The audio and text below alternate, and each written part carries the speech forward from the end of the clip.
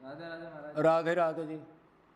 एक साधक का प्रश्न है महाराज जी कि भगवान का कौन सा नाम जप करें, कौन सा कीर्तन करें और कौन सा साधन करें जिससे भगवान की प्राप्ति हो जाए।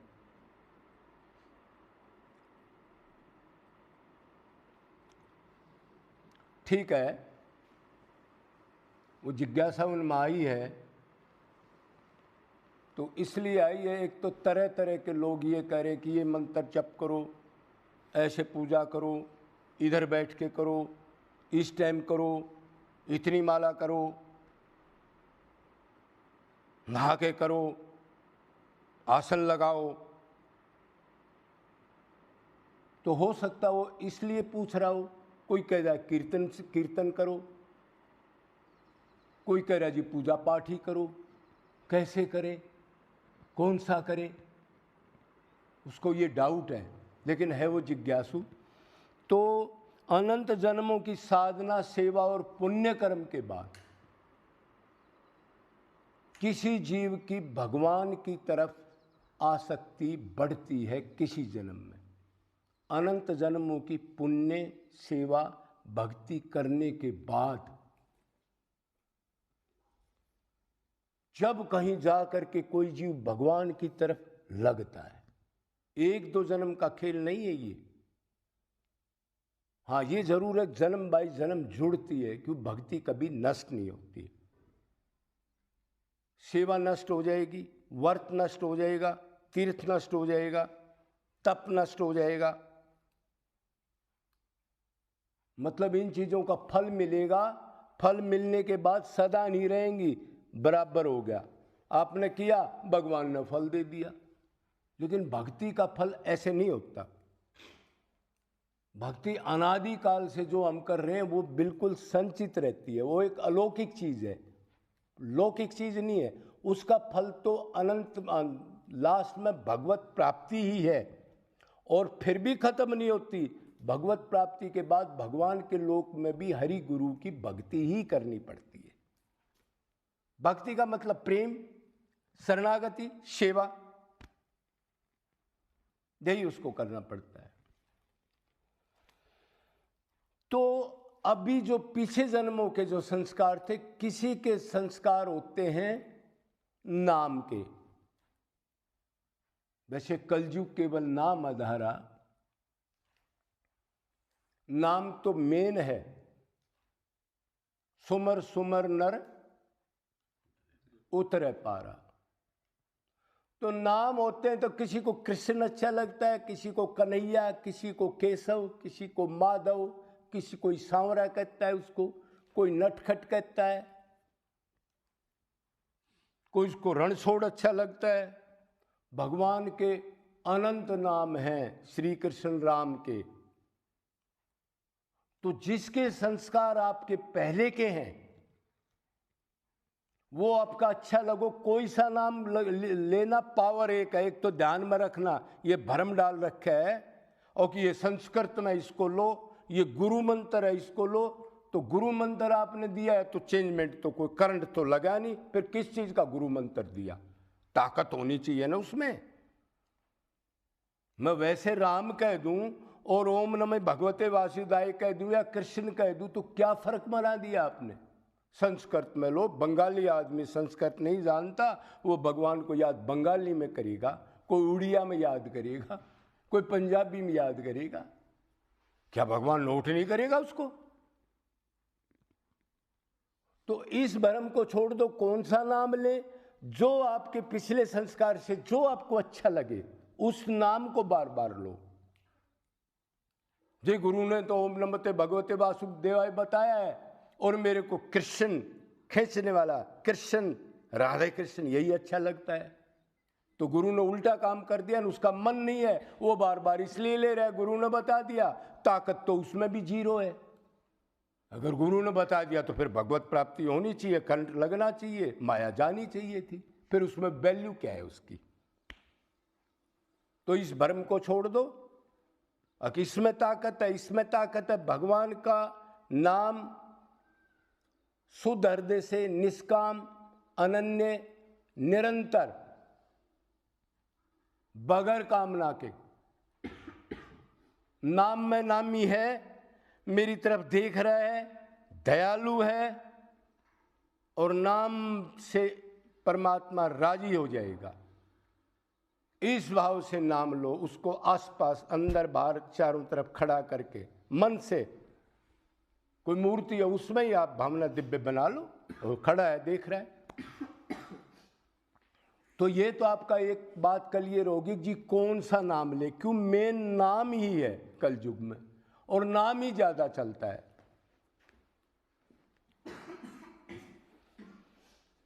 अब रही कीर्तन की बात। कोई कीर्तन करो आप भगवान को रिझाने के लिए। कीर्तन का मतलब है उसके गुण रूप नाम लीला को गा करके भाव से गाना, मिल करके। तो वो कोई सा कीर्तन कर लो आप, वही निष्कपट भाव होना चाहिए। पर इन सब चीजों के साथ नाम करो, कीर्तन करो, पूजा करो, मन जरूर होना चाहिए। बस मेन मतलब ये है, मन मन मन, इसकी गांठ बांध लो।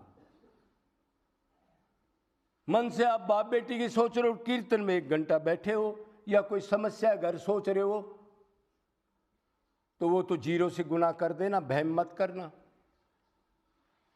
बस इनके साथ मन कर लो। कोई कीर्तन करो, कोई भगत चरित्र पढ़ो, बस मन होना चाहिए और ये दिव्य भाव होना चाहिए कि मेरे प्रभु हैं, ये प्रभु की वाणी है, ये प्रभु की तरफ ले जाने के लिए बता रहे हैं, और ये मेरे लिए कल्याणकारी है। किसी के संस्कार पूजा के पोट ज्यादा होते हैं, तो आप पूजा करो, लेकिन पूजा के साथ भी मन, व्याकुलता, आंसू ये जरूर होने चाहिए। कितने दिन से पूजा कर रहा हूं, भगवान क्यों नहीं आए, मैं पापी हूं, और कैसे रिझाऊं उसको, हे भगवान आप मेरी नहीं सुनोगे क्या, और आंसू आ जाएं दुखी हो करके, और ये समझे या कल जरूर आएंगे, कल फिर लगा रहूंगा मैं आखिरी टाइम तक। तो ये पिछले संस्कार हैं, इससे नहीं घबराना चाहिए। कौन को किस में ज्यादा मन लगता है, जिस नाम से, जिस कीर्तन से, जिस साधना से, जिस युक्ति से भगवान में मन लगे, खाली शरीर नहीं, बस ये ध्यान रखो 95% शरीर की भक्ति है इधर, धाम पर ही, बाहर की तो बात छोड़ो। बस मन साथ होना चाहिए, कैसे भी उसमें मन लगा तो वो भक्ति मानी जाएगी। निवेदा भक्ति करो, 1000 प्रकार की भक्ति है। एक आदमी झाड़ू लगा के भक्ति कर रहा है, अगर मेरा प्रभु पता नहीं कब आ जाए, उसको दिक्कत ना हो जाए, मन से चिंतन भी कर रहा है, झाड़ू भी लगा रहा है, और प्रभु आने वाले हैं ये कर रहा है। इससे बड़ी भक्ति और निवेदा भक्ति में क्या करोगे आप। एक आदमी नहा रहा है, अपने बालों को ठीक कर रहा है, अपने कपड़े ठीक कर रहा है, वो माधुर्य भाव का है। वो ये सोच रहा है मैं कदे ठीक ठाक ना रहूं, भगवान पता नहीं कब आ जाए, अभी आने वाले हैं। तो उसी हिसाब से अपने को संगारता है, शीशा देखता है, कंगा ले रहा है, सॉर्ट ऑफ टाइप है भगवान को रिझाने की।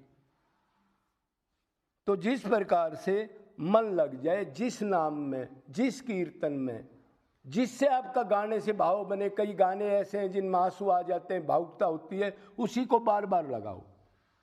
क्यों, आपका संस्कार उस टाइप का, तो उसी को इस्तेमाल करो जो आपको फायदा दे।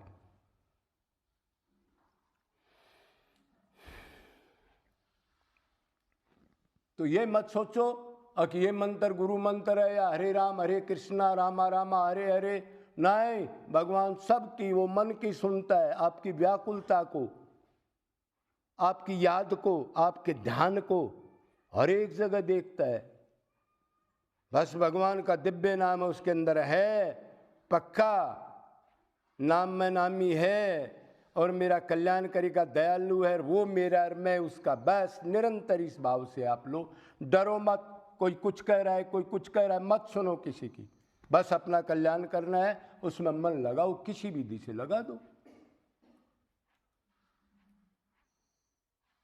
महाराज जी गुरु ने ये मंत्र दिया है, फिर उस मंत्र से क्या हो गया। गुरु तो एक दिन में 1000 मंत्र बांट रहे। इस घोर कल युग में इतना बड़ा अनर्थ हो रहा है, खुद प्राप्ति नहीं की और दुनिया को कनेक्शन दे रहा है। और बाद में जेलों में भी चले जाते हैं, कोई और कांड हो जाता है, देश को छोड़ के भाग जाते हैं, उन दुनिया का सत्यानाश आस्था करके वो फिर बाद में रोते हैं, फिर नाम अपराध करते हैं, फिर उनका और ज़्यादा बेचारों का अकल्याण होता है। कलयुग के ऐसे तो गुरु हैं, अधिकारी के बिना कैसे मंत्र दे देगा कोई गुरु? वो असली है तो अंतकरण शुद्धि के बगैर कोई अच्छी चीज दे सकता है क्या? तो इनके डाउट में मत आओ, जो आपको नाम अच्छा लगे। फिर रहे गुरु की बात, जी गुरु जरूरी है, तो आप निरंतर निष्काम निरंतर भाव अनन्य भाव से नाम लो और रो के पुकारो, जी आप ही गुरु हो, आप ही बाप हो, आप ही माँ हो, आप ही सब कुछ हो, श्री कृष्ण आप ही पति हो, अब आप ही गुरु। देखो कहाँ से आएगा, हमने कोई नहीं पता, हम तो आपके यहाँ पड़े चौखट पर हो रहे हैं बस, और पूरा विश्वास है वो सुनेंगे। तो आपका अगर दृढ़ निश्चय है, निष्काम पुकार है, तो वो गुरु को इकट्ठा कर देगा सामने। वो गुरु एकदम मंत्र नहीं देगा, वो पहले साधना कराएगा आपकी, पहले क्लास अटेंड करेगा, एकदम सनद नहीं देगा आपको वो। फिर आप पेपर दोगे, फिर उनको चेक करेगा, फिर फर्स्ट सेकंड डिवीजन देखागा, वो बात आगे की बात। आपका काम है उसके निर्देश के अनुसार वैराग्य लेके साधना करना। अंतकरण शुद्ध हो जाएगा तो मंत्र दे देगा। मंत्र का मतलब भगवत प्राप्ति, इतने वो बताएगा। कोई भगवान का नाम लो, उसी में पावर है, डरो मत। इन पाखंडियों ने जो गदर कर दिया।